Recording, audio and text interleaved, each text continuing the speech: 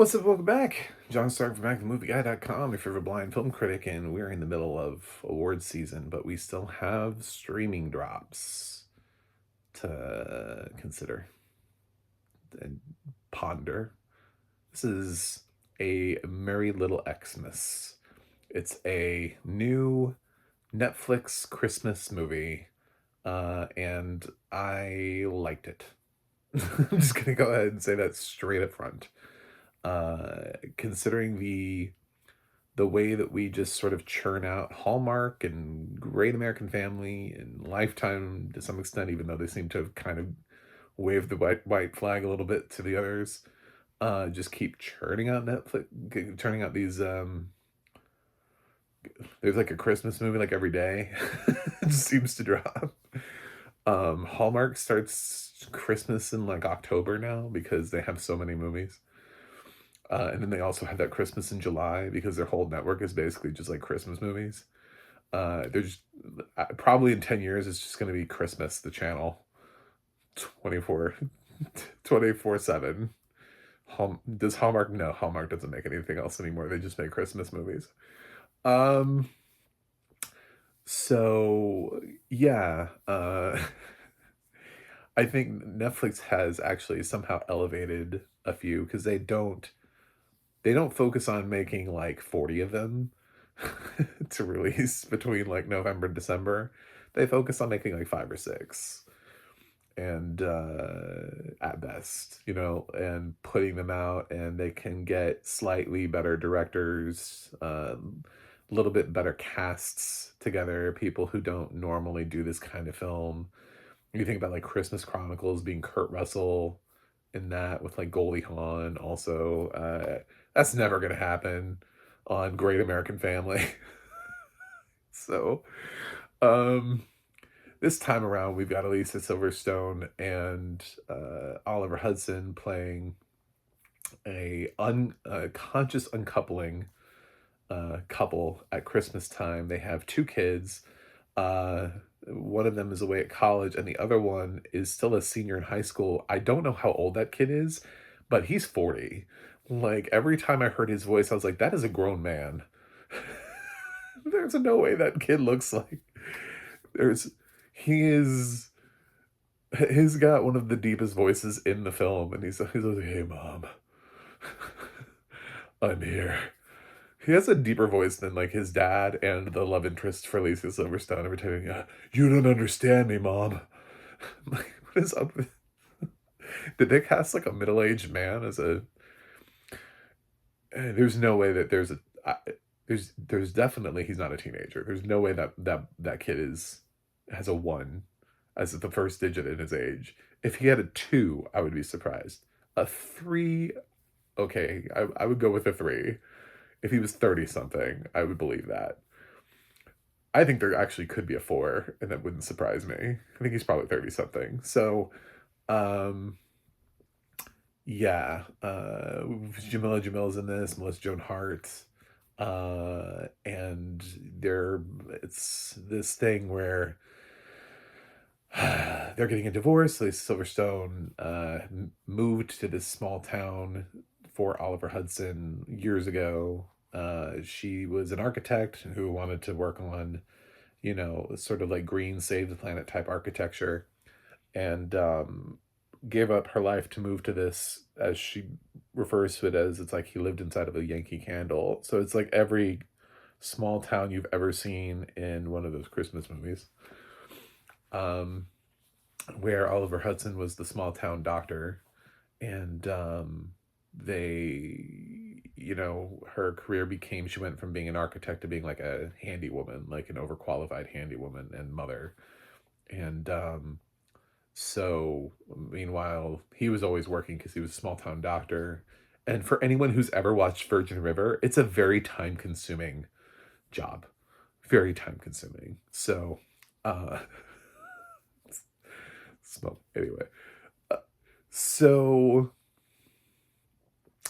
yeah, they're getting a divorce because the youngest kid is about to graduate, and she's gonna sell the house and move and restart her architecture career and actually use her degree. and she finds out he's got a new girlfriend played by Jamil, and they're in this thing where they tell each other everything because they've been to therapy and they're doing that like I feel like you know type of thing. They're trying to be a really responsible, mature ex couple, and so she hasn't told him she's moving. He hasn't told her about the new girlfriend who's here for the holidays, and British, of course, because Jamil didn't lose her British accent for this. Melissa Joan Hart plays, I think, the. I'm gonna go with the real estate agent friend of Elisa Silverstone's, who's in like two scenes in this movie. I don't know who she is. She's on IMDb, but her character was uncredited, and there isn't like a sister here. There isn't a character that makes sense for her to play. So whoever she played was a thankless role because there isn't a role that's large enough for her in this. Um, but it has to be a friend. It has to be because that was somewhat of a. She has like two or three scenes. Um, so Hudson's character has two fathers. So another thing that would never happen on Great American Family. Not only would they never get this cast, but they would never have two dads. That's the whole purpose. Somewhere out there, someone with the name of Cameron is having a conniption. Gay dads in a Christmas movie. What? What is happening? So that was great. They're not believable at all, but whatever, fine. They have no chemistry. They're just like it's like they didn't know what to do with two gay dads. They just wanted them, so they got two guys who have no chemistry to stand next to each other and be like, "We're together, we promise." And wrote some nice lines for them. Like I actually kind of liked one of the dads when he's like, "At the end of the day, I just like to. Our goal is to just sit down with a cold beer and have our toes touch while we watch Gail King." And I was like, "Gail King? Doing what? What is she doing at the end of the day?" I was like, "What a weird choice." But so yeah, they can be cute, but they together they don't feel like a couple. They feel like two actors who are probably straight and who were told to play a couple in a movie where they're like, we don't really know how this is going to work out, so we don't want you to play too romantically involved. We don't want too positive role model gay couple life in this movie. We just want the presence, the existence of one, so we can use it later on in the plot for to give Oliver Hudson a complex as how he grew up in this town as the son of two gay dads and with so much scrutiny on him that he always felt like he wanted to come back and show off his normal life and how he had succeeded as a doctor with this gorgeous wife and returned home with this big successful family. So I think you know where this movie's headed. It's obviously, I could tell you the rest of the plot of the movie, but it stars Lisa Silverstone and Oliver Hudson, and I know they're exes, but well, it's a Christmas movie, so generally these things have happy endings. I kind of thought the happy ending was gonna be her getting to do the architecture career, but that was actually do the thing that she wanted to do instead of being learning to settle, because he didn't have to settle, which he kind of I guess apologizes for. I'm kind of going into spoilers, by the way, because I mean they meet people like Jamila, and then she meets this guy who's just kind of fun. Chet. It's just kind of a fun character.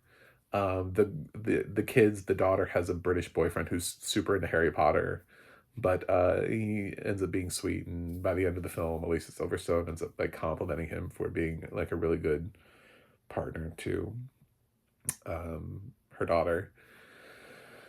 Uh, and I think those are all like the main characters in the movie, but it's not a deep cast.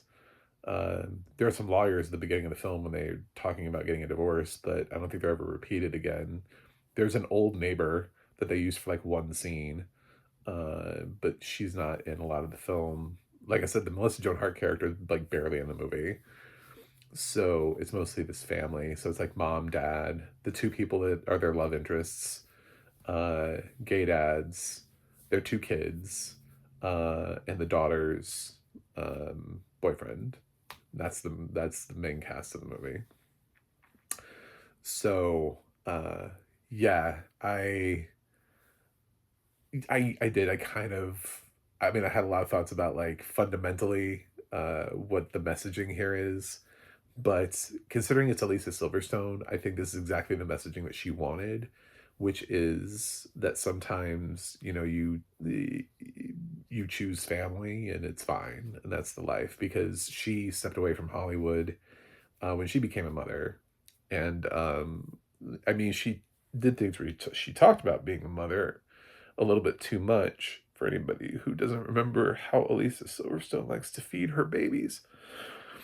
Um, but uh, yeah, she purposefully chose to do that, and then has only more recently gotten back in acting. I don't think her career died. I think she chose to just stop pursuing roles for a while. And now it's starting to get back. She's in Begonia, you know what I mean? Like, so it's not just like Netflix movies for her. She's getting decent offers. Um, could be better ones, but Oliver Hudson has never really been a massive star at the box office, but he's always maintained to be able to get work. So it's a cute movie. I wish it was a little bit more supportive of her vision and stuff, and less making her seem like she's kooky for wanting to save the environment, and going, she goes hard on saving like her kids have, like, they obviously have money, enough money to be able to buy new clothes, but she always does secondhand clothes anyway because it's better for the environment. um she makes her own toothpaste, you know, like all this other stuff that she does to try to help save the environment, go organic, whatever. And I'm like, I don't know that all of this is actually architecture related. I think a lot of this is just like stuff you're doing at home, but okay. So, uh, happy ending at the end of the movie for the audience. I don't know that it is for Elisa Silverstone, but it is for the audience. So, yeah, but I like the movie. I think it plays well. They have good chemistry together. I thought everybody worked really well, except for the fact that they cast two guys who have no chemistry to play gay dads. They don't. I don't know. It's so weird. I wanted them to be great together. I wanted this to be like a nice, warm Christmas movie where the parents come in and they feel like parents, but they don't really have that kind of back and forth relationship chemistry thing going on here. It just doesn't. It doesn't ring like they're like, if one of them was a woman, they would still have weird chemistry. You know what I'm saying? Like if these were the grandparents, they still feel like they would have no chemistry if one of them just suddenly gender swapped. So they didn't really focus on that. But it's warm and fuzzy and all the things that Christmas movies need to be. And on a sliding scale, I mean, I suppose because film criticism being what it is, we should be looking at things and be like, but is this like the work of Godard and Truffaut? Does this stand up to the works of Citizen Kane and Casablanca? No, of course it doesn't. But unfortunately, we have like this whole subgenre of Christmas movies, which creates its own sort of sliding scale. And on that sliding scale of Christmas movies, this is fresh. This is a way better Christmas movie than a lot of the other things that I see, where it's like people who feel like they're learning to act on the spot, who have virtually no screen credits, or they were a supporting recurring player on a TV show that lasted, or they're, like they were on something somewhere at some point, and Hallmark gave them a call and, "Hey, you were on season 7 of Chicago PD. Would you like to be in a Hallmark movie?" Sure. Um, so, for what this is, I think this is fine. I liked it. Don't overthink it. I'm gonna give it a 7.2 out of 10 and go fresh on this. It's not, I don't know that it's a Christmas classic. I've certainly seen, streaming movies that I feel like I wanted to call a Christmas classic more. I really liked 8-Bit Christmas. Like, when that dropped, like, I felt like that was the film that, of any streaming film that I've seen recently, where I was like, "What could be a new Christmas classic for me?" 8-Bit Christmas was the one that felt like it, for me, which I've seen, already twice, and it isn't even that old of a movie. So, uh, but I don't know about this. I don't know that I'll rewatch this, but it's perfectly fine for one time. So, thanks for watching, thanks for subscribing, and I'll see you guys on the other side.